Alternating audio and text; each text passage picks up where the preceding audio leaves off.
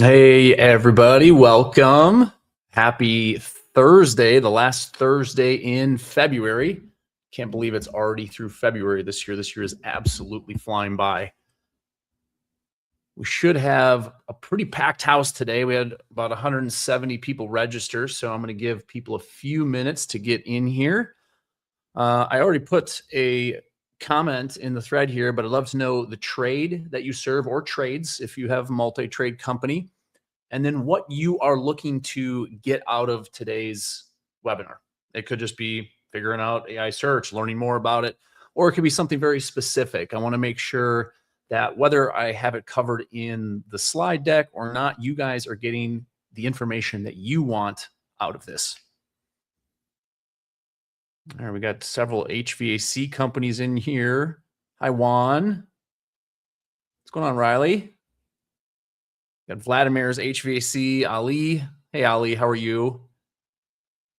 Hi, John. We got an electrician. Arturo is HVAC, hoping to learn more about how AI can help my business for searches. Well, good thing you're here because we're going to talk all about that. And we're going to separate fact from fiction as well today, which is going to be fun and probably some eye-opening things for people because there's actually been several studies on this stuff, and we're going to go right through that data later today. Hey, Chris. Joe's whatever pays the bills. I like it, Joe. Joe just came out of semi-retirement back into owning, I think it's an HVAC and plumbing company in Dallas-Fort Worth. So, hey, Joe. John's hoping to learn about how AI can help with searching companies and how it relates to Google. Fantastic answer. I love it. All right, just another minute or so, and then we will go ahead and get started here. I'm super excited about this. This is the first time I've ever done this exact presentation. So you guys are going to be learning new stuff as I learned new stuff. And we've been doing a lot of tests and stuff like that behind the scenes with our company and our SEO strategists to try to figure and reverse engineer some of this. You guys are going to get access to that stuff today. Hey, Scott. Hi, Dina. Hi, Vivian. Patricia, plumbing, wants to figure out more with AI. Petros is in Las Vegas. Keywords to trick AI into finding my company. Good one. Jack, plumber, looking for bigger and better. Awesome. We all are. Fantastic. All right. Well, with that being said, we got over 60 people in the room already. So let's go ahead and get started. Couple quick housekeeping items before we get started. One, if at any time you ever have a question, drop it in the chat. Don't save it. Don't store it. Just drop it in the chat. We will go back through these questions at the end and make sure that you guys get any specific questions, whether it's relating to your business, your market, or just search or AI search in general.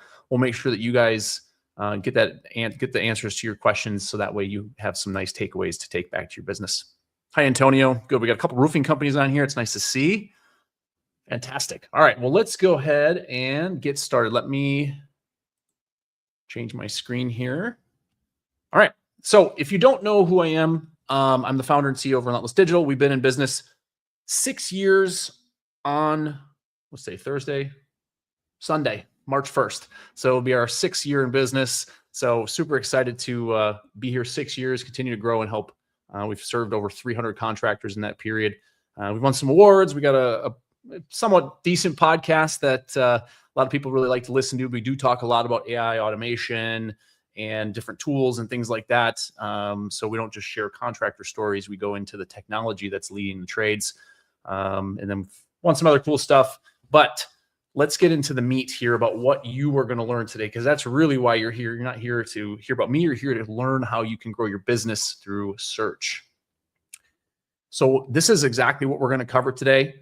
What's actually happening with search right now, and we're going to talk multi-faceted search. So we're talking ChatGPT, Perplexity, Gemini, AI mode. We're going to talk all of them and kind of make heads or tails of what's the truth and what things do you need to do to help your business. We're going to also go through critical don'ts when auditing your AI search presence. I remember about 2 years ago, we were at I think Mike Vanettis from Rhino, when he was still with Rhino, was doing a presentation about AI search, and he pulled something up, and he was logged into his ChatGPT account, and it showed like best HVAC marketing companies, and Rhino was first and we were second. So I reran that search on my phone when I logged out of my ChatGPT, logged in, and and I ran the same exact prompt that he did. And I'm like, well, shoot, neither one of us showed up. So we're going to talk about why that happens and also how these answer engines, if you will, come up with their results. We're going to talk exact tactics. We'll give you guys some tactics. This is going to be probably a little bit more relevant to Google search specifically, but we're going to talk tactics that work for both. How to find yourself. And we're actually going to talk about if you're an NFL fan, they always do like the comeback player of the year. There's been a massive comeback player in the local search space. We're going to talk about that and fill you guys in on that a little bit later in the presentation, and why Google Maps is still your number one revenue driver and how you can expand your presence there. So first, we need to talk about what search was before we can talk about what search is today. So the old way, which it doesn't feel that old, feels like it was literally just a few days ago, but it's already been in months and stuff like that where this has really changed, is we used to have 10 blue links. Sometimes there was a little snippet at the top, then it was 10 blue links. You had to go to someone's website. You kind of had to read through the content, go back, check the next one to try to find an answer to your question. Not ideal from a homeowner or even yourself. If you're trying to get an answer, it's not ideal at all. So it was a very navigational experience versus what today's search looks like, where questions get answered directly in the interface, whatever interface you're in, ChatGPT, Claude, I'm sorry, I was going to say Opus, Claude, Perplexity, Grok. There's like a million of them that are coming out. So they answer the questions directly, which is a great experience because now we can cut through the fluff and get to the answers. So what's happening, some of you guys may have noticed, especially if you've had a website with a marketing company for a long time or you've managed a blog yourself, is a lot of that blog content, you may still rank really well for your website, but your informational traffic, which is all usually like blogs traffic, like why is my AC blowing warm air? You write a blog about it. It's falling off a cliff. The traffic's going away. And it's not because you lost ranking. It's because the answer is given on the page that they're on. So that's called a zero-click search, where the person doing the search is getting the information they need without having to click anywhere to go further. And if they get that information they need, they may be done. Or they may ask more questions and they may continue this type of search that they're looking for. So the first couple things that we're going to share with you guys is I ran the exact same prompt on regular Google search without AI mode, with AI mode on, and then also on ChatGPT. And I want to highlight a few things. So I'm probably going to bounce back and forth so you guys see this. But first of all, I want you to kind of look at the results here. Now, obviously we have an ad at the top, and then we have 3 businesses. This is what everyone's been accustomed to for a very long time. So we have Air Repair, Todd Matthews, and Team Arizona. These are all very local to me. They're all probably within 5 to 7 minutes of my house. So when I went to do this same exact prompt or query on AI mode, it almost gave me the exact same results. And the reason for that is because Google's AI mode pulls from Google Business Profile. Now, I believe the one that was missing was Team Arizona. I believe they were actually outside of this screenshot, but they were like 4th or 5th on the list. So one good thing to note, and this is why I mentioned later in the presentation, we're going to talk a lot about Google Maps. First of all, Google search is growing. I went over this on a webinar in December, maybe. It was a previous webinar. So if you want to check that out and get some more data on, like, is Google search dying or growing? Is ChatGPT dying or growing? All that sort of stuff. I went over all that. I shared the data in a previous webinar. Check out our YouTube channel for that. Nadine, maybe you can find the link and if you get a chance and throw it in the chat for anyone that wants to check that out. But Google search, the long or the short version is Google search is still growing, even though ChatGPT is growing. And my theory on that is because we're able to get answers so fast, it means people are searching more. They're not searching less. So they ask a question, then they ask another one, then they ask another one. Then maybe they go to another tool and they go get a specific thing. So for instance, ChatGPT's interface is not great at getting reviews or business hours or things like that because they use sources like Bing Places and Facebook and TripAdvisor for their reviews. So they may get their answers. They may ask like, why is my AC blowing warm air? Or why is my outlet not working? And get some information. Then they might get a list of contractors and they go start Googling contractors and looking at their reviews because the reviews are so relevant on Google. So Google has the local ecosystem that nobody else can touch. And that's why I believe Google's still going to win the AI search wars, because they just have, this is such a better result than the one you're going to see next, which is this. So I'm in a place called Santan Valley. Phoenix is literally an hour away. But because ChatGPT does not have super tight locality or proximity-based filters, it thinks I'm close to Phoenix. So let's send companies in Phoenix. Well, these guys are like an hour and 10 minutes from me. They're super far. None of these guys are anywhere close to where I live. So for me, if I'm looking for someone that actually is local, someone I may recognize, I'm not going to find anybody here. And so that's kind of the way the results look like. I mean, if you look at it like, this is great. This is what we want to see. We see what they do, gives us a little bit of information, shows us the reviews.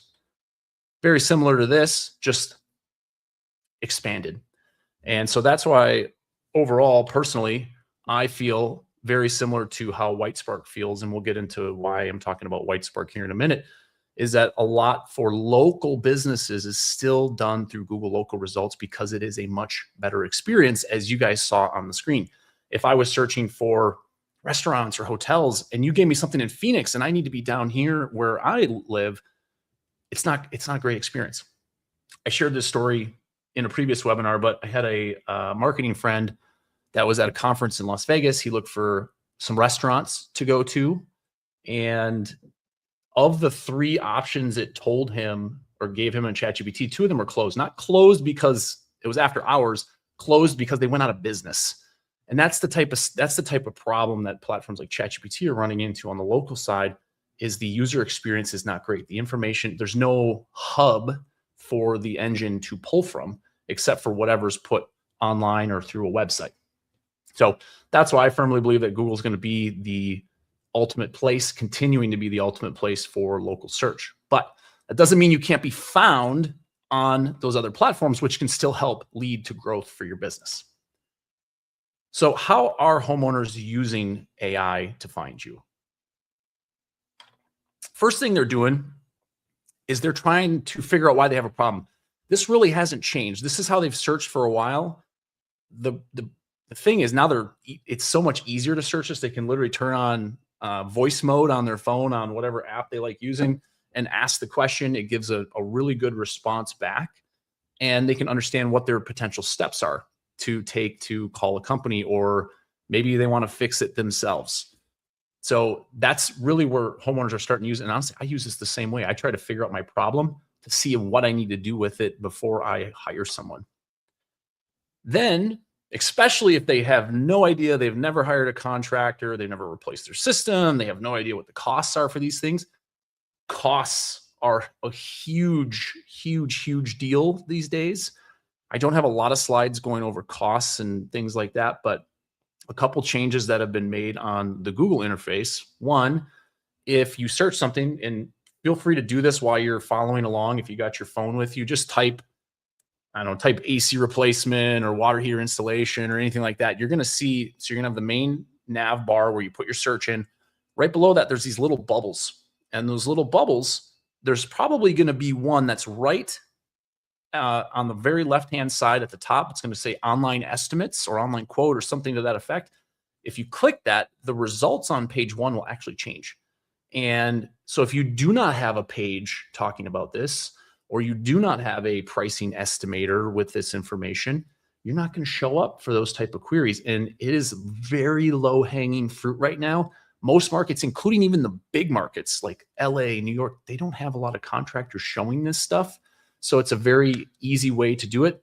I know people don't want to talk about price on their website. That's always been kind of a gray area. Contractors either are all for it or all against it, and there's a million reasons why. The problem is if you go to ChatGPT, you will find the price information online. It will not represent what your actual price and cost of doing business is. So what's happening right now is directory sites like Best Pros in Town and airconditioningup.com, which most people probably haven't heard of, have blogs on their site that most likely someone's just using AI just to throw information out there so they can rank and be cited. That information's wrong. The price is way lower than I know most of your guys' pricing is. So they're controlling the narrative while the trades are not. People in the trades are not. Other type of content that would be really good for your website, which I know a lot of people don't want to put on there, top 5 roofing companies in whatever your market is, top 5 HVAC contractors in your market, because now you're putting competitors' information on your website. So why would you do that? Well, when homeowners do a search, they typically are going to add the word like best into their search because nobody wants the worst company. They want the best one to come out, help them make sure their problem solved and it goes away. When they put in best, these AI engines think top 10 lists, top 5 lists, and those things get cited a lot. For instance, we created a blog on our site last year of top HVAC digital marketing companies. We've been featured on other blogs like Service Titans and Hook Agency and some other ones. That has actually helped us get a lot more traffic from ChatGPT. And I can show you guys the link later of how you can tell if someone came from ChatGPT to your website. Those types of the pieces of content, while uncomfortable, are very important. So it is a hard thing from an agency perspective to write that, because we don't want to write something that you guys aren't going to agree with. And I don't want to know your pricing. You could tell us who their top competitors are, but the thing is that type of content is really going to help you be shown. And then of course, then they go, okay, cool. I know some information. Now find me a reliable or trusted or whatever the adjective or verb that they want to use to describe the service. And then that's when they go and search for a local company. So a lot of people, because we've been so accustomed over the last 25 years that we have to rank in Google, everyone thinks you have to rank in AI search. AI search does not work the same way. It does not have a consistent ranking. It has more of a probability engine. I would say Google is probably a little closer to a consistent ranking, but a lot of people want to talk about ChatGPT because it's still the new kid on the block. It does not have essentially it's no more of as a probability engine. I'll explain a little bit more why that is on this next slide. And I actually give you some examples here shortly, because you can put the same exact prompt in over and over and over and over again, and the results are going to be different every single time. Now, if you're in a very rural market, this maybe the same companies show up because there's not a lot of options. But if you're in like a market like Phoenix, there's no way it's going to happen. There's just way too many competitors. And what the ChatGPT does, it just rotates through reviews. So you want to not focus on, oh, I got to rank number 1. You got to focus on, do I show up, is really what's more important. Because the study that I'm referencing on here, and you guys can all go research this study and look it up. It's a very well published study. 600 volunteers ran the same 12 prompts over, I think it was like a 4 or 6 week period. So they ran those same 12 prompts a combined 2,961 times. So a very monotonous, tedious study, but it was done through ChatGPT, Claude, and Google's AI overview mode. And what it found is less than 1 in 100 chance that ChatGPT or Google gives the same list of businesses twice. Now, it doesn't mean same businesses may not show up on the list, but it's not going to be the same exact list. The list is going to be different. And so you guys can see on the screen, less than 1 in 1,000 chance that the list appears in the same order twice. So that means it's going to be different almost every time you look. Now, if you have a super authoritative site and you're crushing it with reviews and stuff like that, maybe you show up number 1 or 2 all the time. And I'll show you an example in Phoenix of how that looks here shortly. But don't expect to see yourself all the time. And also don't expect, if you don't see yourself the first time, that you're not going to show up ever. So just things to keep in mind when you look at this, because this is not the same. This is not the same game. We're not playing the same game that we have been for the last 20, 25 years. Just to hammer home the point, visibility is more important than the position. You want to show up so people actually look at your company. Then they decide based on the list provided to them who the provider they want to go with is.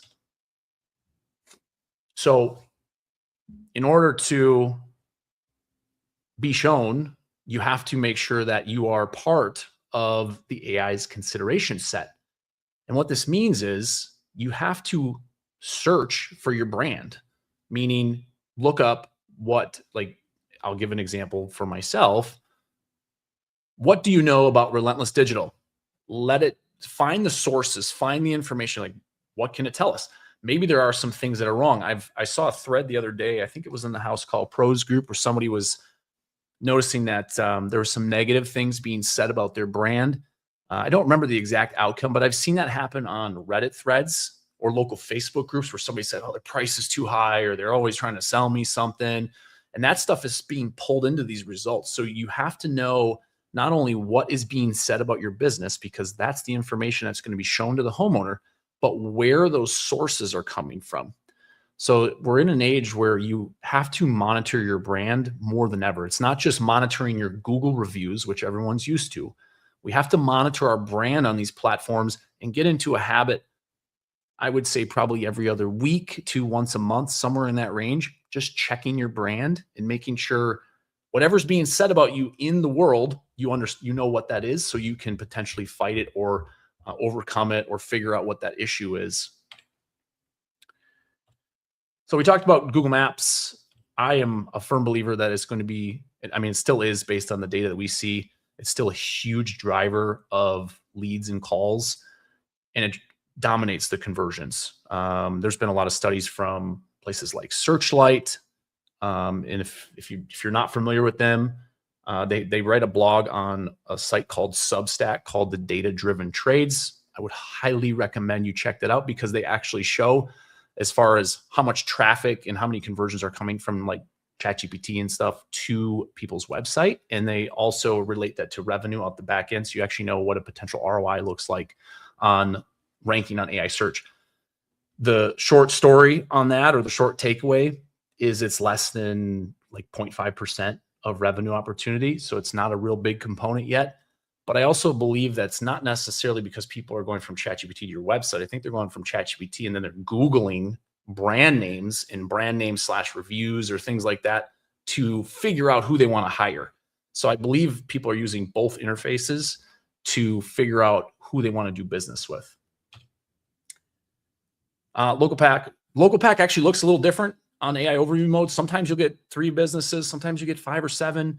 It really depends on the day. I've seen it both ways, or all 3 ways. So it's another thing to check out is if you use a Google Workspace account for your business, go into like a personal Gmail and do it, because Google Workspace, for some reason, it doesn't really let you do AI overview mode when you do search. It doesn't make sense to me, but go to your personal Gmail and search from there and see, and then click AI mode and do the same search and just see what shows up for different terms, like who's the best AC repair provider in my area, things like that. So that way you can kind of see, does it show 3 results, 5, 7? What does my business show up? Do I show up in Google Maps versus AI overview mode? So you can kind of see and try to pinpoint where some of the problem is there. Now, I know it's funny. I had another marketing friend send me a chart. I should have put it on here. Every single time that we've heard that SEO is dead, the market share or the market cap of SEO and agencies and websites has continued to climb through the years. And it was really kind of an eye-opening chart that I saw, because I've seen it floated around again that SEO is dead. Well, in order to train AI models, there's really only a few ways they can capture information. It's through websites, for one. It's through Google business profiles. It's through sites like Reddit and Facebook and Instagram and TikTok and social media platforms, or it's best of sites or the BBB. It's the same things that have been a strong foundation of SEO for years. but all of a sudden we think it's dead. Either way, you have to train this on what you do. You still have to train it on the services you offer, the locations you serve, and then show the expertise from things like your blog, your YouTube channel, and your social media channels. If you don't train the world on what you do, or the internet world in this instance, you will not show up. So regardless if you think SEO is dead or not dead, you have to put this information out there one way or another. So whatever you want to call it whatever you want. It's not dead. It still works tremendously well. And I'll show you some examples of that here shortly. So as you guys are on this call, and now we got almost 80 people on the call, which is fantastic. Go ahead and Google yourself right now. Feel free to ChatGPT yourself, but ask about your brand. Just like we talked about in a previous slide, ask about your brand. Tell me what you know about your brand name. See what it finds. Ask it more questions about your brand. Do you see anything negative online about my business that I should be concerned about? What are our customers saying about us?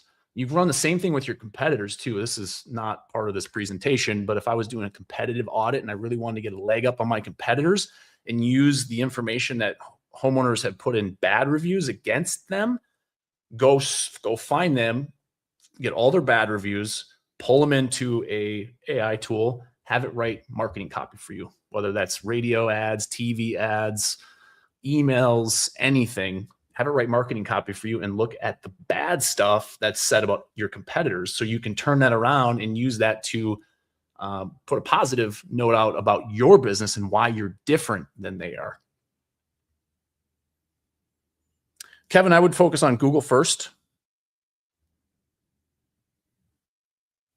Just looking at a couple of the comments just in case anyone's have any issues here. I'd love to know if you guys want to copy paste what you're seeing when you Google yourself, and if it's a long thing, don't copy and paste the whole thing, but find just a little snippet, like maybe that first paragraph, put it in here. What does it say about your brand? Who are you? Because that, regardless of what you think about your brand, that is what is going to matter as we move forward here, is what do these models, these large language models, think of you? Oh, I love it. Byron, thank you for sharing. Love that. It's fantastic. Now, Byron, I would go deeper. Then that's like the first thing. First of all, it says really great things about your business, which is kudos to you, but go deeper and start asking it. Try to find some negative things and see if there's anything out there that's negative, maybe some Reddit threads, things like that, and just see what's out there. Now, if there's nothing, that's fantastic. But if there is, now you have some action items that you can take and work on fixing. Brant did Grok. Love it. Arturo. Fantastic. Love it, guys. That's fantastic stuff. It's good for you guys to learn, because the other thing it's also going to tell you is all the services that you offer, maybe ask it what cities you serve. Make sure that information is being read by the large language models and being trained. And that's a great way to find out, because Arturo's things mentioned furnace, AC, heat pump, boiler, and indoor air quality. Those things can be, maybe it's missing something. Maybe that's too much. Maybe you don't actually do those things anymore. These are all areas that can be cleaned up. So that way you don't have something out there that's not accurate. So people call you about boilers and maybe your boiler guy left and you don't do boilers anymore, whatever that looks like. So just keep that in mind. Feel free to ask any questions on that. I'm going to keep moving on here. Tina, that's awesome. I love, you must have asked if you could find some dirt. That's awesome. That is difficult. All right. So the other test to do, we did the brand test, is the discovery test. And this is going to look different for everybody. So whatever the main revenue driver of your business, for HVAC, it's going to be AC and furnace repair typically. Plumbing, it's going to be emergency plumber, water heaters, drain cleaning, things like that. Electrician's probably going to be like electrician near me, because most people don't necessarily actually know what the electrical stuff is unless it's like a switch or an outlet. Maybe it's generators. Maybe search for things like, generator installer city. Just see what comes up. Do you show up on ChatGPT? Do you show up on Perplexity? Do you show up on Google's AI mode?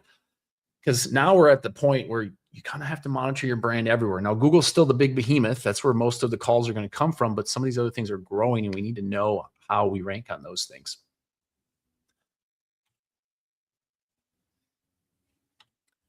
All right, so now we're going to talk about the do's and don'ts of searching for yourself. And this is important. It sounds really like really we have to know this, but you do. There's certain ways to do this and certain ways not to get accurate results. So first of all, choose your platform. You're going to run a best query, best whatever in city, whatever that looks like for you. So you guys can fill in the blanks on that. And then repeat this 3 to 5 times. So literally copy paste the same exact prompt, put it in again, put it in again, put it in again, put it in again, see what the results look like. Now, most likely they will look a little different, especially on ChatGPT. Google might be a little bit more consistent from my experience, but ChatGPT most likely is going to be different. And in one of the next slides, I'm going to show you exactly, I did this exact thing in Phoenix, and I'll show you what the results look like. Then run an emergency query, because we are in the trades.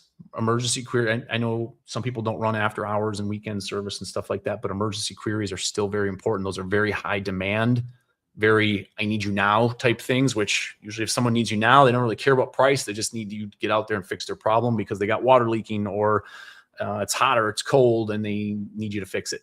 So I would test that query because it's an important one, because things like this may be missing from your website content that is preventing you from getting these opportunities. And as I talked about on step 3 here, the golden rule is one result means nothing. Just because you show up or don't show up in the first one doesn't mean you're not going to show up or don't show up at all. So run it several times. Be really curious. I know we can't really probably copy and paste all this stuff, but be really curious if you guys want to share this stuff with me afterwards, if what the different results look like when you guys do this multiple times. So I mentioned I was going to show you guys, I did this like 2 days ago. I just ran the same exact thing I asked you guys to run, best AC repair company in Phoenix. This was the first screenshot that I pulled. There were 6 companies that came up. Parker, Larson, Hobica. Some of you guys may know these guys. Some of these companies are pretty big, or they've been purchased by PE. Biltmore, Lowe's, and True North. So I ran it again maybe 3 minutes after that. I literally just copy pasted, ran it in the same exact chat thing, and I got 8 results. Day and Night was in there, Same Day, Mountainside, Bolt, Gladiate, and Johnny's. The only 2 that were the same were Larson and Parker. So literally almost the entire result changed, and I only did this a couple minutes later. So I ran it one more time, and now it gave me, now there was a little bit more consistency, but Parker and Larson showed up in all 3, so that's really good signals for them. Mountainside showed up a second time. SunTech is new. Hobica showed up twice. Ace is new. Desert Diamond is new, and Gettle showed up. So this is just to share with you guys the fact that these things it's constantly moving. You're never going to get the same exact result, at least on ChatGPT. So just keep that in mind when you're searching for yourself, and maybe you're frustrated, you don't find yourself. It's going to be different. The other thing that you need to do, and I'll give you the don'ts. Let me get to this because I'm getting ahead of myself, is, where is it? Don't log in. So when I did these results, I logged out of my ChatGPT account and I just used a free account. Most of the internet world has, or homeowners probably have a free account, or maybe one of the $8 subscription. I think there was a screenshot floating around. I haven't been able to verify the source of like all the different ChatGPT users. There's very, very small subset of power users that are on the pro and above products. Most of them are on the free or the $8 subscription. And so make sure you log out when you do this. Just like I actually saw, this isn't to dig on anyone. I saw someone that most of you guys would know is an HVAC influencer. He was logged into his ChatGPT and asked who the best coaches are in the industry. This is maybe a year ago. And of course his name was at the top, and I did the same exact search, logged out, and his name was nowhere to be found. it's because he's logged in. So when you're logged in, it remembers all of your memory. And that's the other thing to remember too, is every single person that uses these tools, this isn't not like the days of search where you could just always show up no matter kind of what the preferences were. These AI models remember your search history.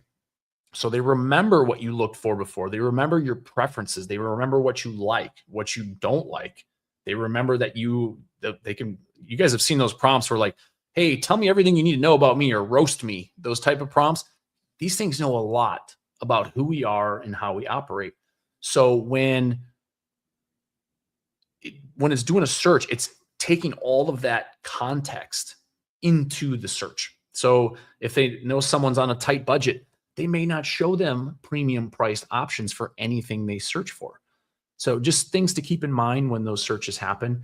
It's definitely it's a much more complicated space in the search world because now we're working against so many different factors versus just, hey, we got to rank on Google and be visible because then we have opportunity. So the other thing, again, some of these are somewhat similar, but don't panic because it could be something pretty quick and easy that needs to get fixed.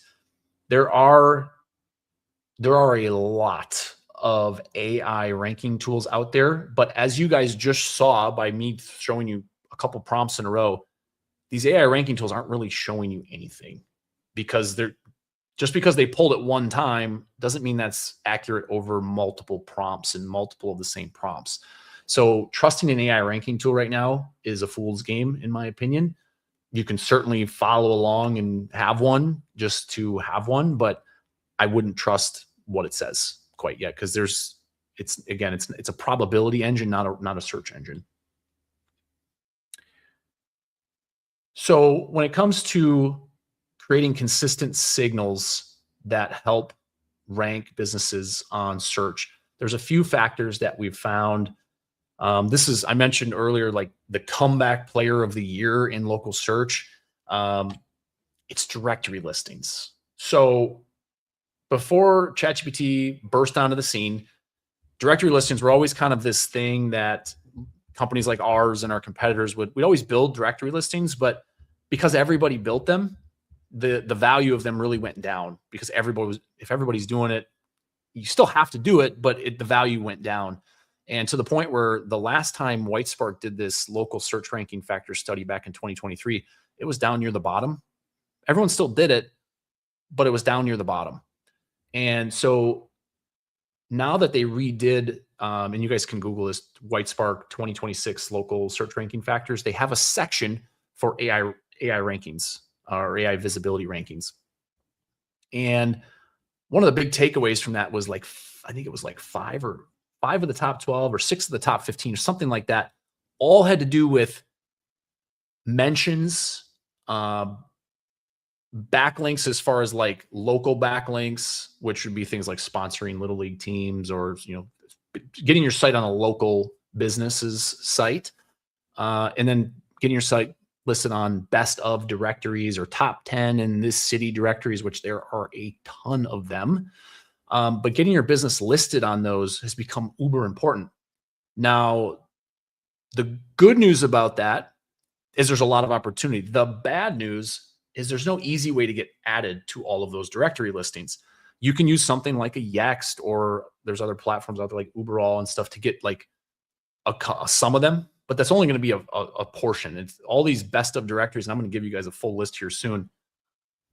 You have to manually enter them. So you not only have to manually find them, you have to manually enter them, which is not the most fun job in the world to do, but they are important. So there are a couple other tools that you could use to find some of these. I don't think they're going to find some of the local directories that I'm talking about, but you can use like Whitespark's Citation Finder, or Bright Local has a free listing scan. The problem is most of those pull in the same directories that Yext would show, which there's like 70 directories or so, and they're all kind of the same ones that they've been pulling in for years.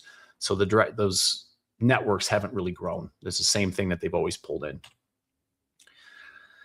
So steps that you can do to find some of these is Google your name and check the results on page 1. Are all the details consistent?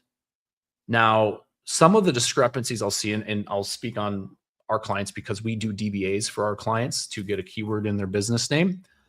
Sometimes the social media profiles, because mostly on page one, if you have social media profiles, that's what's going to show up. And the details aren't always going to be consistent because maybe they don't want to change the social media profile. Those are things that we don't have access to. But I would highly recommend, if that's the case, log in there and change those. Just make sure the details are the same. It's not going to kill you or crush you if they're not exactly the same, because it does read the context between those, but it does help. Then you can start searching specific directories. I'm going to give you guys a whole list here shortly in a downloadable guide that's going to help you find more. But search your business name, city on. These are the important ones: Yelp, Angie, BBB, Thumbtack. Regardless if you use them or pay for ads on them or use the lead aggregator, they are important. So you need to have a business listing on there. Make sure everything is accurate and find duplicates. You'll be surprised, especially if you've had a few marketing agencies, you'll find duplicates online where things aren't cleaned up. So it's a quick, easy scan to do yourself. Now we're going to go over the directory listings that matter the most. So tier one is going to be the Maps directories. These are the three big ones: Google Business Profile, Apple Maps, and Bing Places. Now, for most of our clients, and you can do this yourself, if you get your Bing Places account and have it, you can actually sync it to your Google Business Profile, where once a week, any updates on your Google Business Profile get synced to your Bing listing. There's no way to do that on Apple, but you can do that with Google and Bing. Tier two is going to be some of the directories that pretty much all the ones that you guys are well aware of, which are listed on the screen. We already talked about those. Tier three is going to start being other sites that you should probably still know about, but maybe you don't have a listing on or you haven't thought of, that are trade specific. And I'm going to give you guys, again, there's going to be a full list here later. This is just kind of like a snapshot of the most important ones before we get into some other ones that show up a lot. Now, honestly, the best place to find more listings is actually not Google, in my experience. We did a study we had about 150 clients. We did a study and we did all the same searches I'm telling you guys to do. We ran this through Perplexity, Google's AI Overview, and ChatGPT. And we put all of those on a spreadsheet to try to analyze the data and figure out what sites are getting sourced the most. ChatGPT has definitely the most opportunity there. It goes, and I'm not sure if it's because it's not connected to Google's ecosystem. Google's very heavy on Yelp, BBB, Angie, things like that. ChatGPT is not. They use a lot of different sources. Some of you guys may know that already, but use the same search, go to the bottom, click sources, note anything that looks like a directory listing, top 10 lists, best contractors in city, anything like that. Just notate the site, write it down. Try different searches.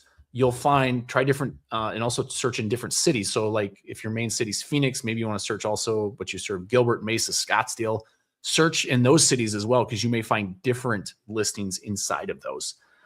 Once you do that and you repeat for the different services you offer, you want to start getting your business added there. So you can hire a VA, which is a virtual assistant, or whoever, to get your business start listed there. So it's really easy process, simple, just time consuming. This you guys may want to take a screenshot of. I do have another way to find listings as well, but take a screenshot of this and feel free to throw this into maybe your AI tool and just say, hey, create me a checklist of the top 50 mentions on ChatGPT.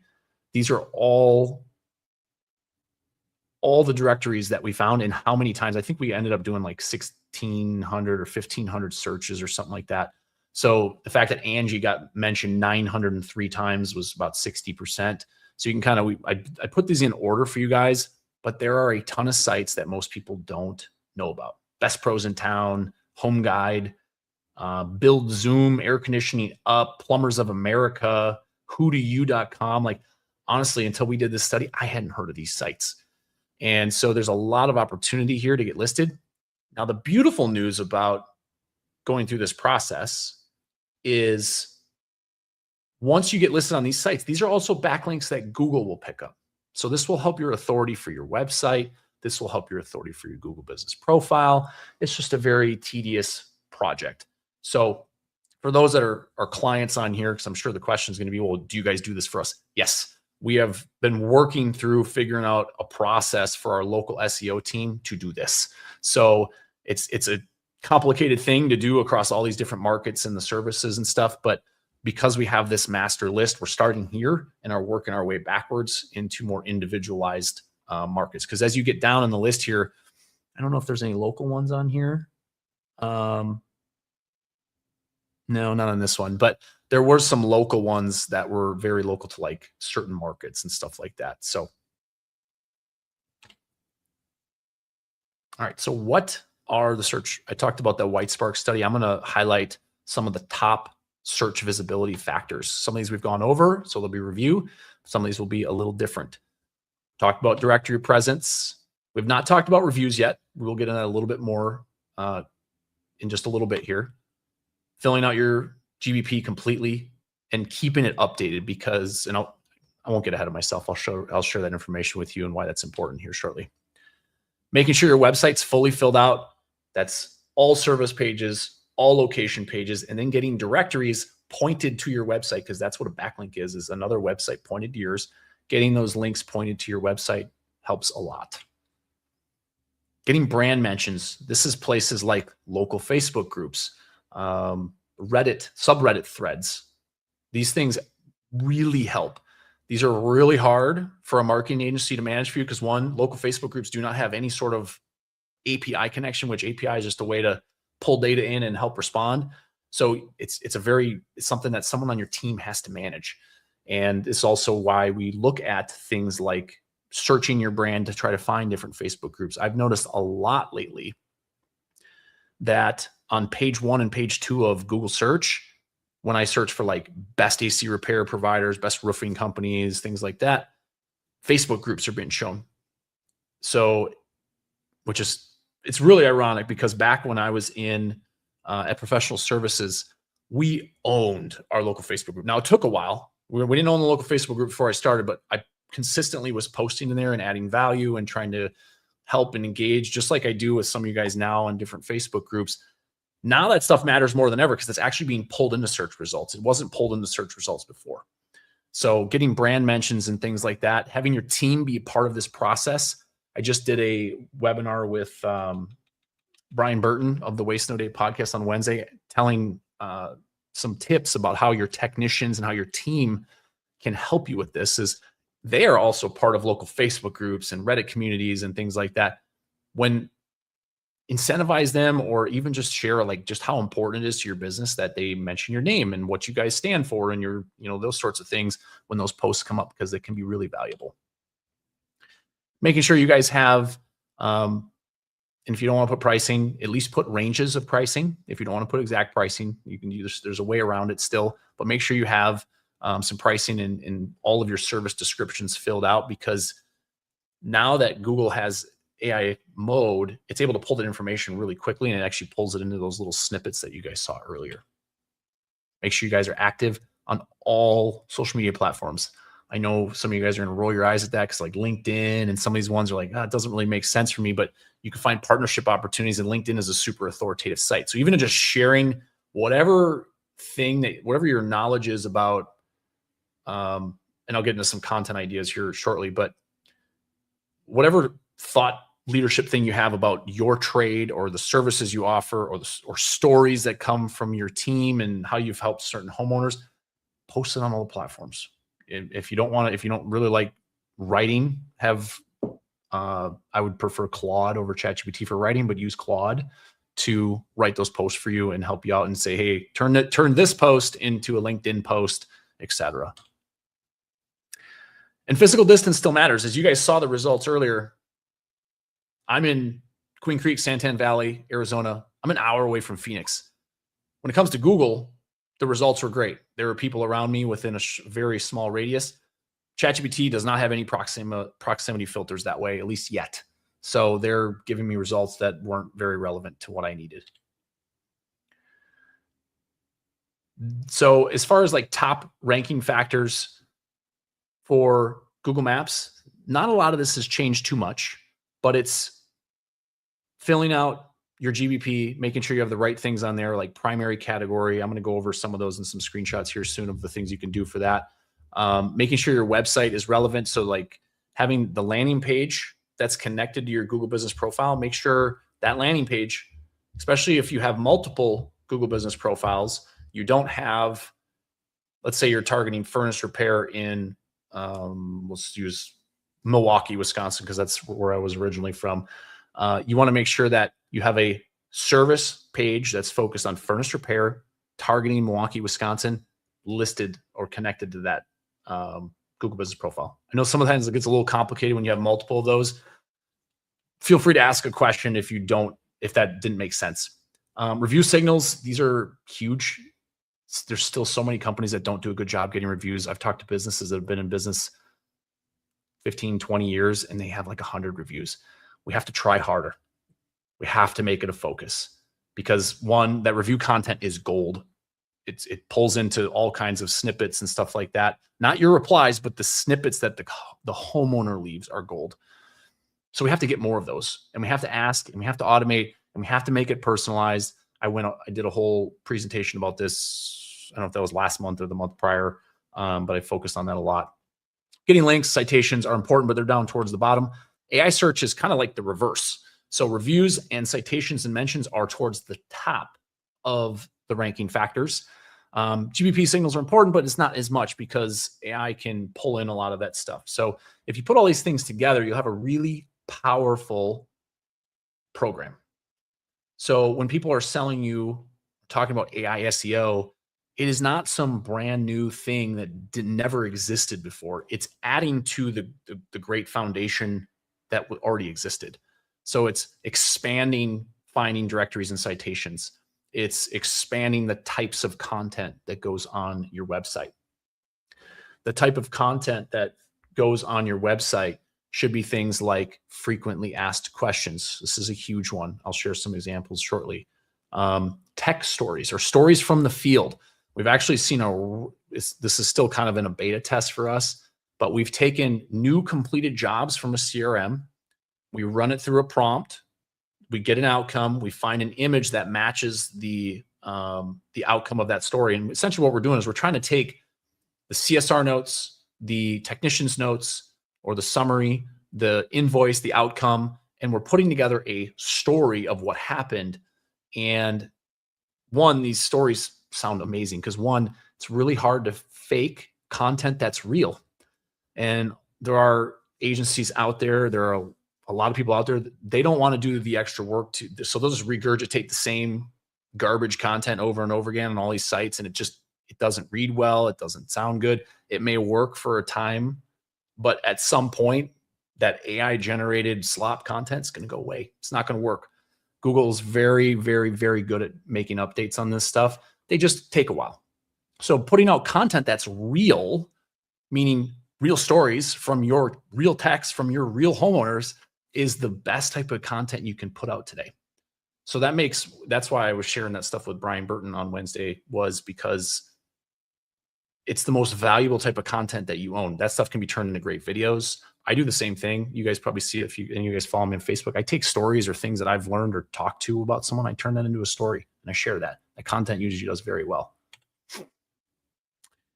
You guys take a screenshot of this.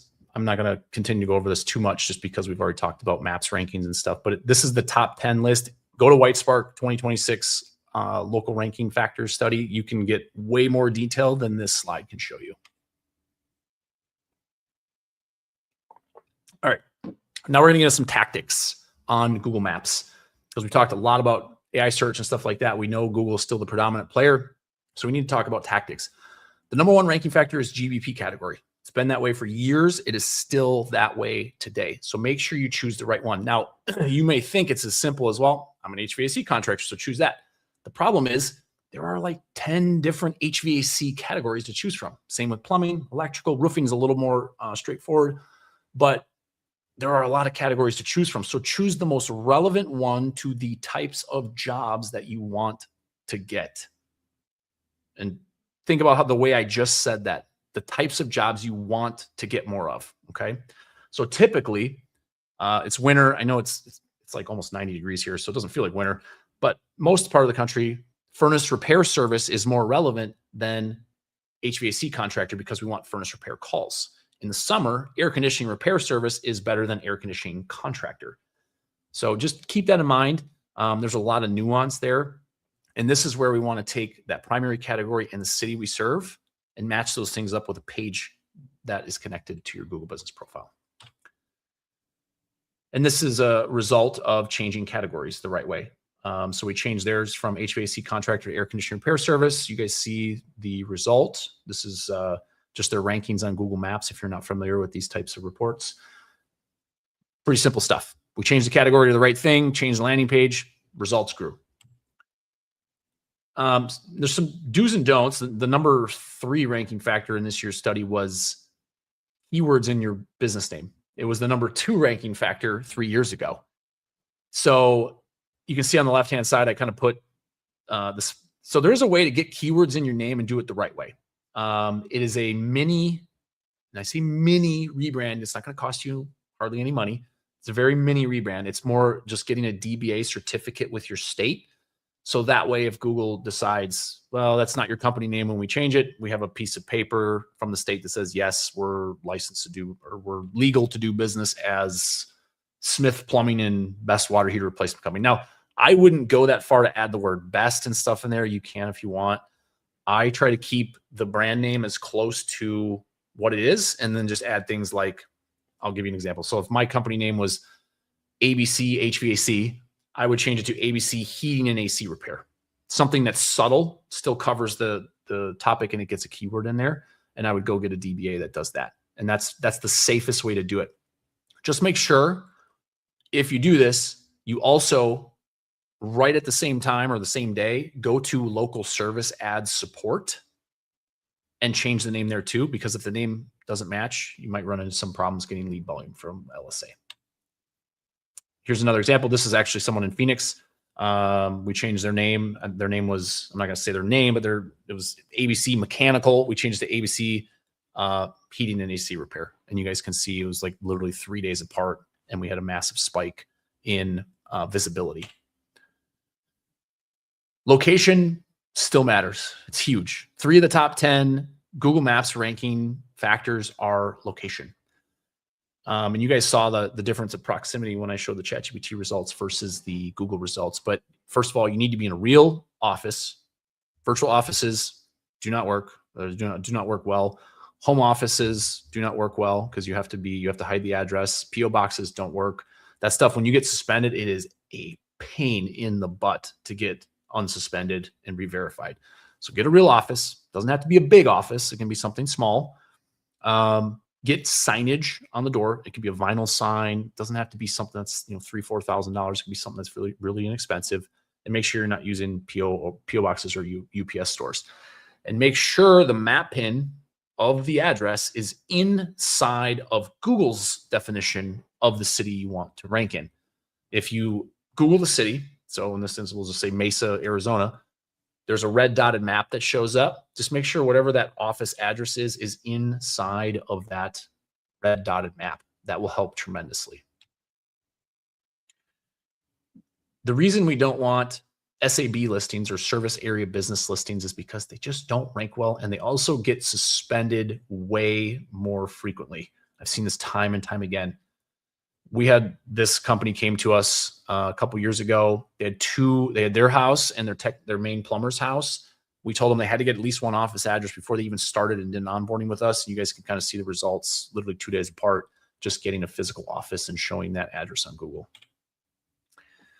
Talk about location.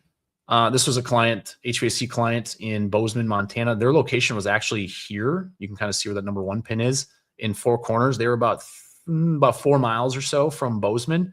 And you can see what happens as they get close to this city proximity or the city border here, rankings start dipping because there were too many providers that are inside of Bozeman that they can choose from. So even though they had a lot of authority, their website was ranking for a ton of stuff, it was really, really difficult because their actual physical office was not there. So our suggestion was to get a second office in Bozeman and manage it from that perspective, which they ended up doing a little bit later on. As silly as it sounds, the hours on your GBP listing matter. I can't remember exactly when this change was made. It wasn't a ranking factor for a very long time until maybe about a year and a half ago. And one of the Google updates, it became a ranking factor. So let's say on your Google business profile, it says you're open from 8 to 5. At 5:01, if you go run a search, your business, wherever it's normally ranked, is going to go down on the list, as long as somebody else has they're open till 6 or 7 or 24 hours. My recommendation, now you do have to have an answering service, someone answer the phone. My recommendation is always, as a contracting company, to have this as 24 hours. Even if you can't get to the opportunities, again, it's not like you're paying for these opportunities. This isn't like local service ads where you have to pay for a call. So if you get a call and they can wait till tomorrow, you're getting a better ROI just by having your Google business profile set as open. So I would take advantage of it personally. Just make sure you have someone answer the phone so they're not getting a voicemail box, stuff like that. Here's a case study. They were closed. You can see it's 4:58 a.m. And then when they were open during the day, you can see the difference.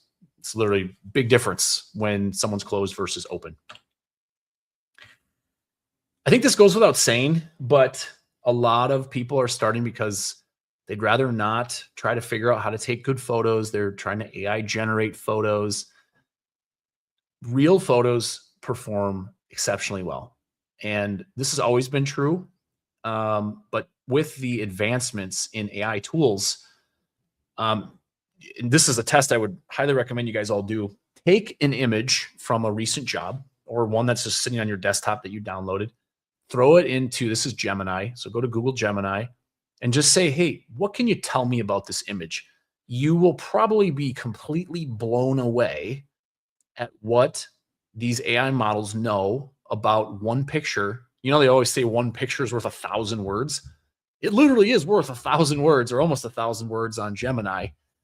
It's crazy. This knows there's a condensate pump, there's main unit, the drainage piping, the support system. It's a horizontal air handler installation, the duct work. There was more to this. My screen cut off.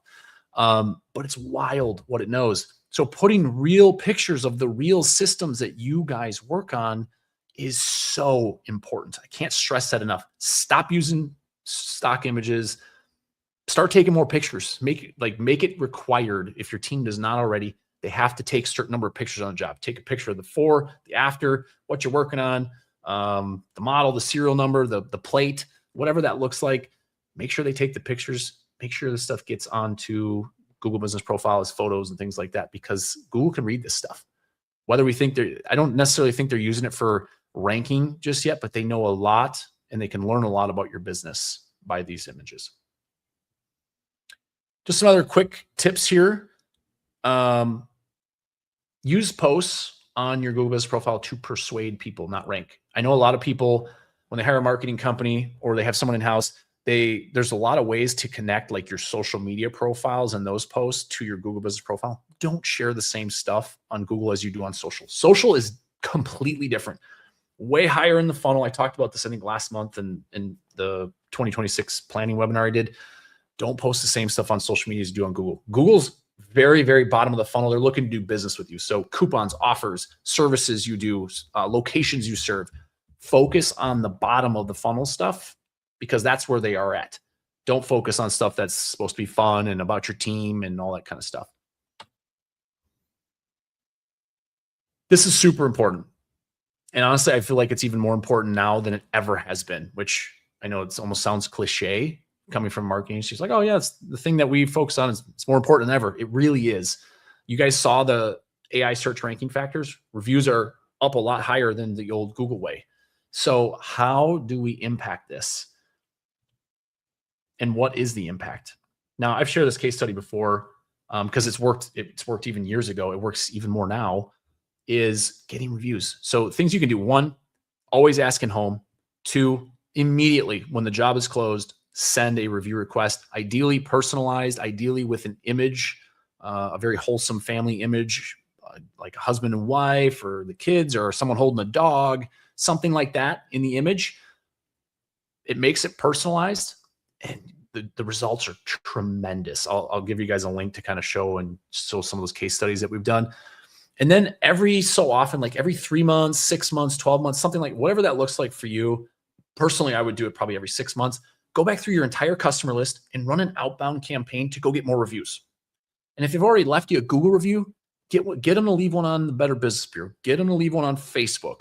And I'll talk about that here in a second, why that's important. But get them to leave a review somewhere else, because those places get picked up by AI search models. And you can kind of see this was one of our first case studies that we did before we really rolled this out to a lot more clients.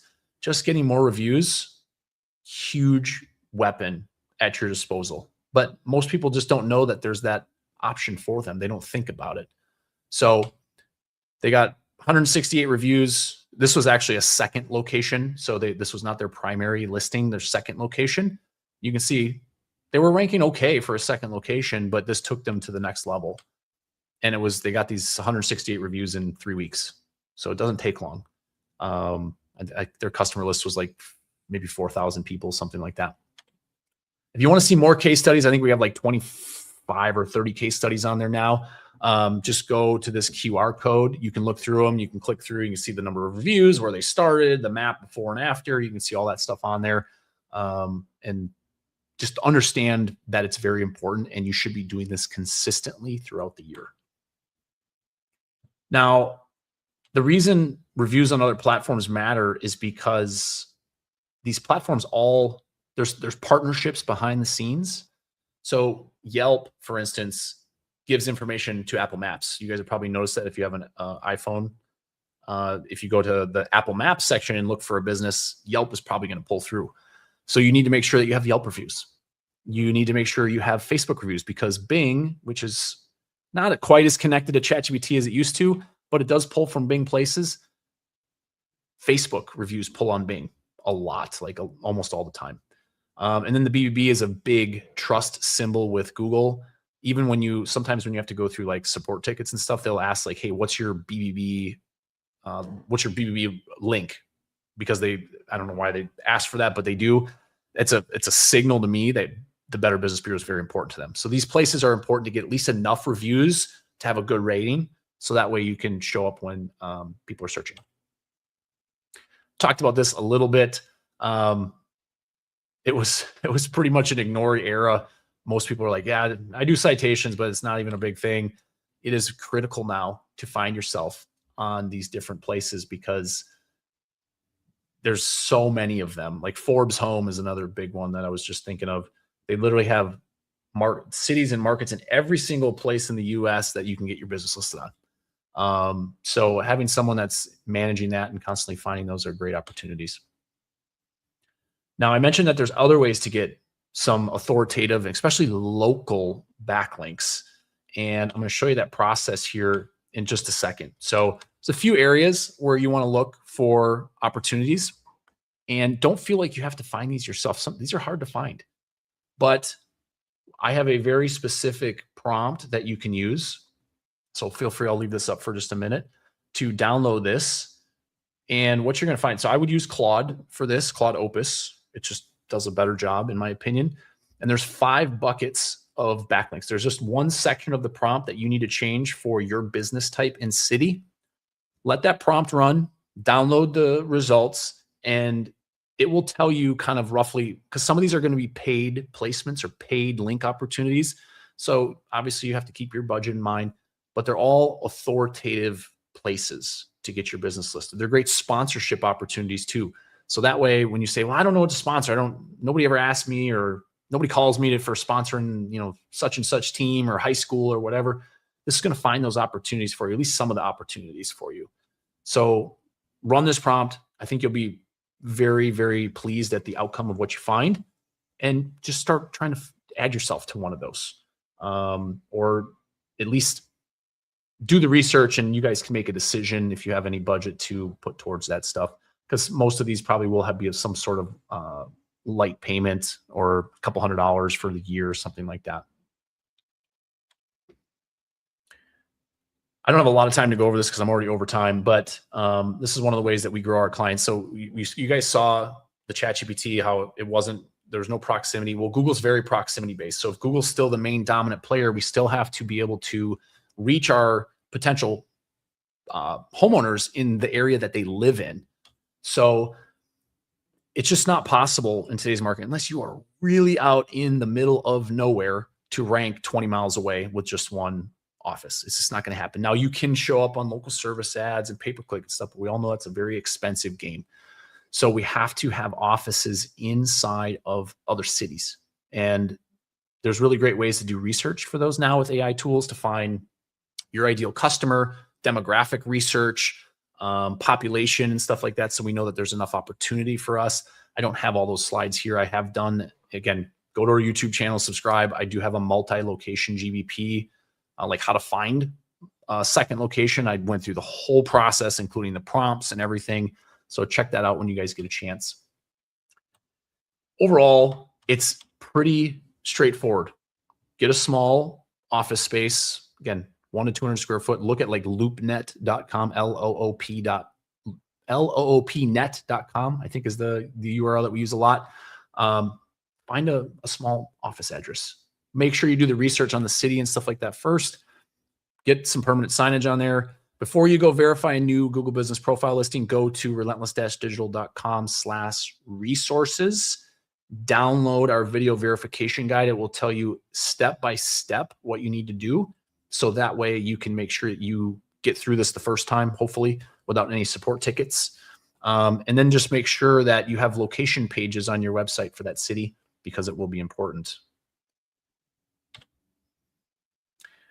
A couple more things we're going to talk about. Some of this is actually going to be a little new for clients. You're going to, hopefully, as long as my new report works next month and automates, I've been working on it like the last couple weeks. It's been painful, but I wanted to get this out because being found is literally only the first step. Being found and getting that conversion is the first step to anything. What happens after that is all on you. And it's a lot of weight, a lot of pressure. And it's also where a lot of businesses fail, is what happens after the phone call or during the phone call. So we are coming out with a brand new report. It's called Revenue Leak Report. It's going to analyze using AI and a scoring rubric that we put together all of your calls. It's going to look at the times of day when you get a ton of calls or don't get a lot of calls, and phone coverage and all this kind of stuff. And it's going to give you the best suggestions possible to help your business. And it's only going to focus on like the top 3 fixes, because otherwise, outside of the top 3, it's just not enough you can do. So like this one, I hid the client's name. Between 8 and 2, Monday through Wednesday is when they missed the most of the missed calls happen. And so what I did is I used a lot of data from Searchlight. I pulled some data from some old Service Titan House Call Pro data to understand, like by trade, what are average job sizes for contractors. So they're pretty reasonable. Takes into account some larger jobs and a lot of the smaller ones and stuff like that, to understand what the actual lost revenue opportunity is. So super important. I'm very excited for this report. I showed my team this report and they were extremely excited. There's a lot more details that go into this, as far as like missed call, like pattern analysis on what days and times, because sometimes we just don't have the right coverage for these things, and what the potential revenue impact of those are. What are the top concerns? And then also the findings of those calls. So that way you guys can analyze these pretty quickly. I think there are some more. I didn't want to make a bunch of screenshots. This is a whole bunch of information. You guys will be able to listen to the call and all that kind of stuff too. But the goal is to, when we drop the lead off at your front door, which is the phone for most of you, make sure your guys' end is doing what you need to do, because a lot of times there's problems there and we just don't, they're undiagnosed problems, or the data is really poor.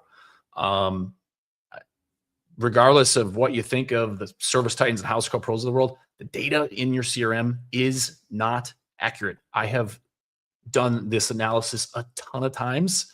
It's never accurate. Your data is not good. I'm just telling you. And hopefully you just believe me. But if you ever want to do a fun audit, start auditing your data and looking at the calls. It's a very tedious project. Hire a VA to do it. I can promise you your data is wrong. That 90% booking rate in your CRM, it's probably not accurate either. because people are excusing calls that shouldn't be excused because they had pricing concerns or you couldn't get to them fast enough, or it's the type of job you do that maybe you don't want to do it right now because it's 90 degrees outside. Those things should all be counted towards qualified leads. This is pretty obvious stuff, but answer every time. I would actually, the speed to lead, I would say if you miss a call, you have about 15 to 30 seconds to get back to them. 5 minutes is almost too long anymore because it's so easy for someone to click back and call the next company. So let's put together a quick action plan. And then I'm going to show you one more. I'm going to talk content on your website a little bit more, and then we'll end this and we'll go over Q&A. Audit your categories. Make sure your primary and secondary categories look good. Find the most relevant one to what you want to rank for. I would use a tool. There's a Chrome extension called GMB Everywhere. I don't think you guys can see it on my screen because I'm only showing the tab. So it's called GMB Everywhere. There's a free version. I think you get like 10 searches under the free version. Look up your business. You can click on it and do an audit, and you can find more categories that are related to the primary category you have. So there's an easy way to find those. Make sure you fix your NAP consistency. We already talked about looking at yourself on page 1 to find that stuff. I would highly recommend getting a third party to audit your call center performance, because I have a feeling you're going to find a lot of money that's sitting there uncollected that could have been collected. Audit your brand info on AI search platforms.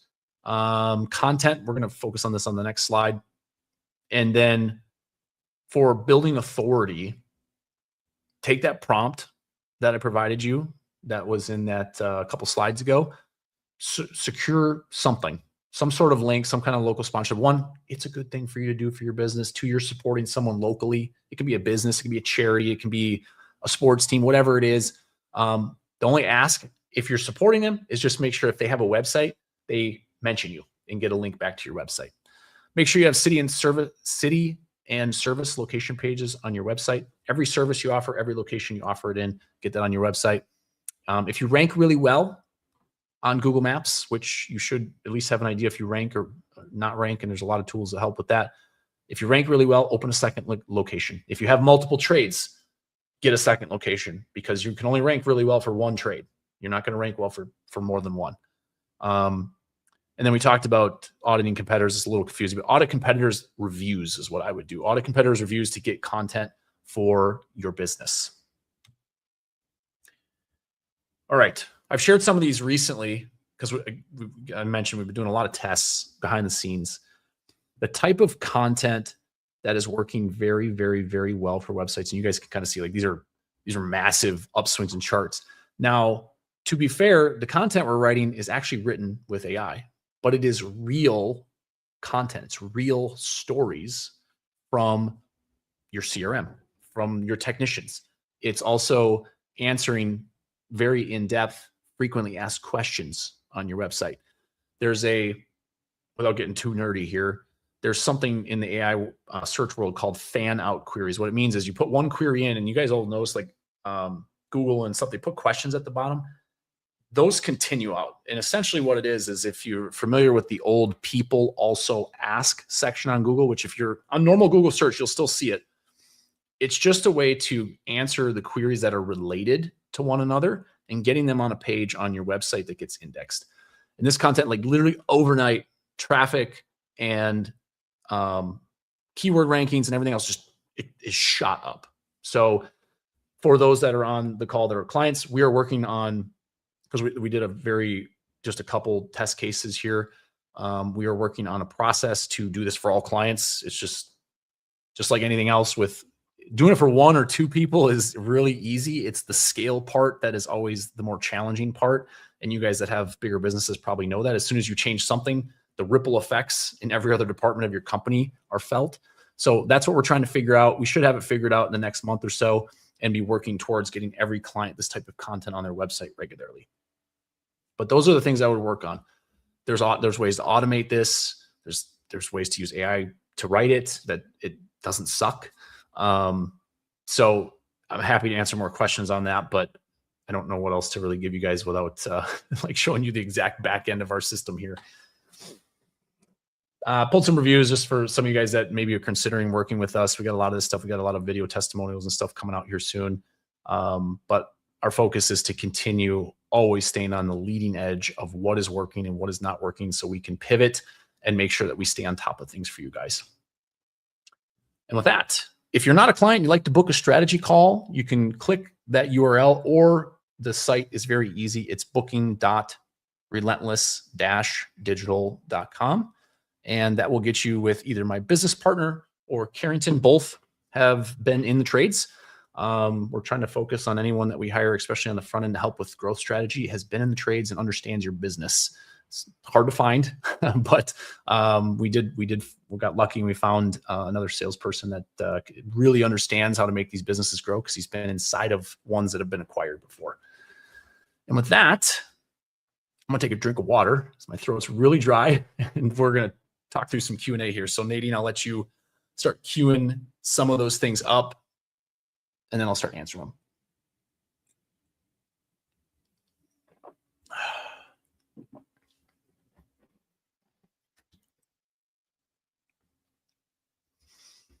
All right. Question from Joe. Is this why Google Trends looks so high with actual calls down, or could it be that AI is doing multiple searches for you? Google Trends is interesting because I've seen a lot of, for instance, plumbers, their volume has been down, but the Google Trends showing really high. So I'm not really sure what to think of that yet with AI in the mix, because I don't know if all of Google's properties have been incorporated into that. For instance, like Google Search Console, we can't tell if somebody's using Google AI overview mode or not to find your website. There's no tool. They haven't updated their tools to offer stuff like that. So it's a really tough question for me to answer, but it is possible if people are looking at stuff, they count it in that bucket. It's really hard to know though. Question from Kevin. What if they search for a contractor in their city using their city name as to oppose saying plumber near me using ChatGPT? Something worth testing. So in the example that I gave, obviously I was doing the same exact search because over the years, Google's taught us to do a near me style search, and almost everybody knows that. So I think overall we're used to searching like in my area, around me, near me, in my neighborhood, things like that, because we want someone close, because we know close means they can get to us faster typically. But it will be interesting to see. And right now ChatGPT we have zero back-end data to know search history. Hopefully with them coming out with an ads product, we'll be able to maybe get some of that information and understand what people are searching. But the thing to remember is the longer the search, because prompts are getting longer and longer and longer, the days of just people searching AC repair are probably going to start to diminish, and people are going to be searching this paragraph of a prompt, wanting an AC contractor that is in my city, that's trusted with great reviews and great pricing. That's going to be a whole different set of contractors than just AC repair near me or AC repair Phoenix, Arizona. So it's going to be really tough to monitor all of those things. And that's why it's so important to know what's being said about your business online today. So I know that's kind of like a non-answer, Kevin, but it's too hard to answer that definitively. Nadine asked, or Brandon asked, sorry, how do we pay attention to our brand in the world? There's actually tools that will do brand monitoring. There is a tool that Tersh and I have. It's a different business called Trade Automation Pros. It's called Tap Recon. It actually works as a Chrome extension up at the top of your browser, and it can monitor keywords in local Facebook groups, subreddit communities, Nextdoor communities, LinkedIn. I think those are the main ones. So you can actually monitor. So what you can do is you set up keywords like your brand name and variations of your brand name. You put the services you offer. And what happens is this Chrome extension just stays open. And then it does, like every 2 hours, it will go through, it'll scan all the pages that you're connected to and will alert you if somebody mentioned your brand or somebody mentioned something about a service that you offer. And then you can go and obviously respond to that. That's probably one of the best ways. There are other tools out there. I don't know exactly how they all work, but I know there's brand monitoring tools out there. So I would search like a brand monitoring platform. Amanda asked, does it matter if your brand is your DBA or your website is different than your full name.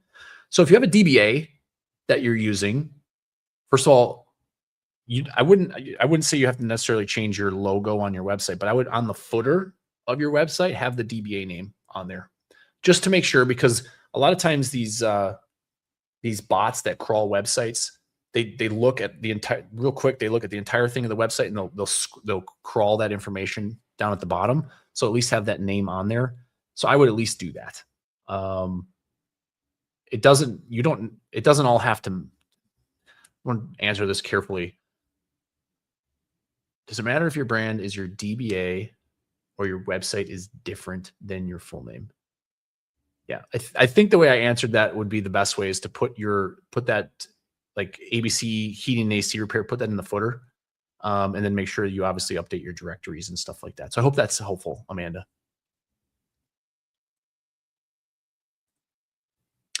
Juan asked, do you register the company when we sign up with your company to manage our website? I'm not sure I know what you're asking, Juan. What do you mean by do you register the company? I know, so we do directories and citations and things like that, but I'm not quite certain what you mean by registering the company. So if you can put what you mean and elaborate on that in the chat, that would be really helpful.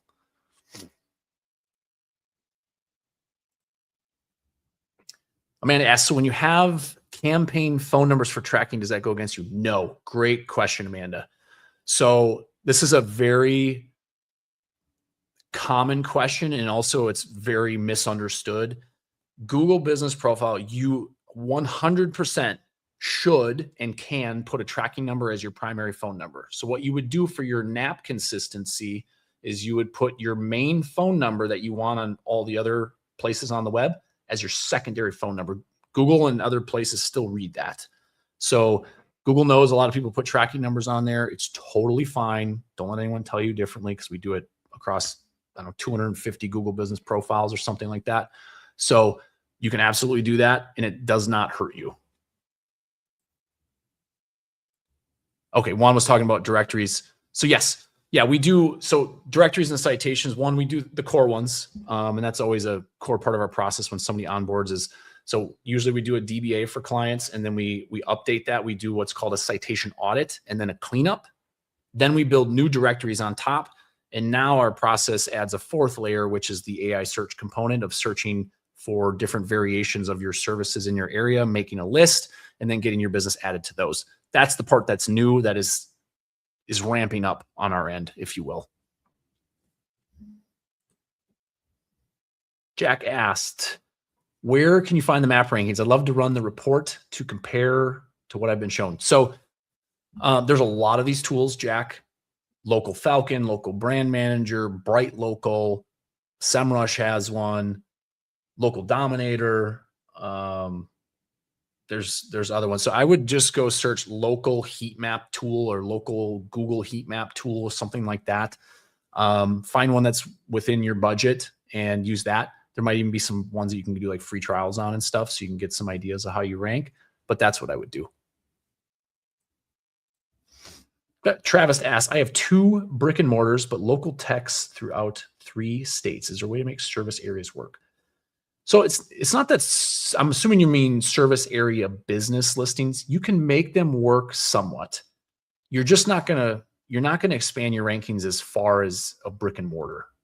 And when I say brick and mortar, again, it doesn't have to be anything big. I think that's sometimes the misconception, because people are like, oh, I got to get like a shop. You don't need a shop and a $2,000 or $3,000 or $4,000 or $10,000 a month lease. You need something that's $300-400, and it's 100 to 200 square foot. You can get a desk, sign, computer on, you can put a laptop on so you get video verification passed, get it passed. And then typically you don't ever, unless something drastically changes or you mess with the profile in a certain way, you shouldn't have any issues. And really the cost benefit of the additional ranking and the additional visibility is 100% worth it. The only other complication that comes from that is you have to get reviews to all those. So if you get too many listings too fast and you don't have the review volume to match that, you will hurt yourself a little bit, because you're not going to be getting as many reviews to your main listing. So just little things to think about when you add listings and stuff like that, is you have to take all of that stuff into consideration. Is it okay to post 5 times weekly on GBP, or is that too much? Frankly, I don't think there's too much or too little. We usually do once or twice a week. You can post more.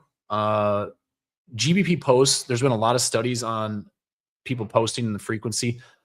I have not seen any definitive data that shows that posting more or less has any immediate ranking benefits. So it's really hard for me to answer from a ranking side, but it's not going to hurt you one way or another. If it doesn't take you a lot of time, post more. If it takes you more time because you're coming up with certain posts and looking for photos and stuff, I wouldn't put that as a highest priority item for you to work on with your business. Matt asked the brand monitoring site. So it's called Tap Recon. It's something that Tersh and I made. Tap stands for Trade Automation Pros. If you go to YouTube and search Tap Recon, you'll see our demo video. I think it's like $119 or $149 a month. You can certainly sign up for that, or you can ask us questions through tradeautomationpros.com. But that's the one that we use. It's worked really well. And you can put keywords in and monitor not only your brand, but different services in those groups. Brandon, great question. How do you find content that spikes engagement like that? So some of the best sources are Neil Patel. I don't know if you guys know who that is. He's pretty big in the marketing space. You can go to answerthepublic.com, type in something, and it'll come up with a ton of different options for content. And also asked, asked.com, also asked.com is the one I use. I have a subscription to it. I think you get like 3 free searches a day. But what happens is you put it, like, let's put an air conditioning repair, type that in. And what's going to happen as soon as you hit enter, it's going to go through all the people also ask questions, and it's going to create a network of all these other questions that can be answered. And so it creates literally within just a couple terms that you put in there, you can have several hundred things that you can talk about. Those are great for video content. Those are great for FAQ, for websites. And then honestly, if you get a list of those, you can go to a source like Claude, put those questions in, just answer the questions, use the voice version of that app, just answer the questions. It will format it nicely into that, and then work with your marketing company to get that stuff put on your website. There is a little bit of a specific way to put it on your website. I don't have enough time to go into that because it might be a little confusing, but you want to make sure that those are labeled correctly and you get those questions thoroughly answered, not just a quick, like, 1-sentence answer. Kurt asked, do you have a minimum monthly spend to be a client? So not a minimum monthly spend, but we actually have we actually disqualify a lot of leads that come in based on revenue size because of the revenue leak report, because we've had a human call tagging team for years. We have reports like Searchlight that focus on revenue analytics. We really go deep with that stuff. We want to make sure that the operator has time to meet with us, has people that can answer the phone, text that can run calls. So we typically work with companies that are doing close to or at $1 million in revenue and above. So, but that being said, I don't know what size you are, Kurt, but if you're not that size and you're a little lower than that, we do have literally like 12 or 13 free resources on that resource page on our website, which Nadine can probably put here in the chat. They're not, as you guys saw from this webinar, I usually try to give like the best stuff I can away. So the resources are great. They're not fluff. They're not just like quick little checklists that aren't going to do anything. They're actual prompts. They're actual things you can use and take away for your business, and things that I've done when I was in the trades. Cool. Nadine, I think that's all. Going once, going twice. Cool. Guys, thank you for hanging out. Nadine, I probably should ask you, we do have another webinar next month. I don't even know the topic on that, but we will get that out to you. This is recorded. This will be sent out to all of you guys to rewatch. It's also going to live on YouTube forever. So go ahead and check out that YouTube channel, and appreciate you guys hanging out with us today. Have a good one.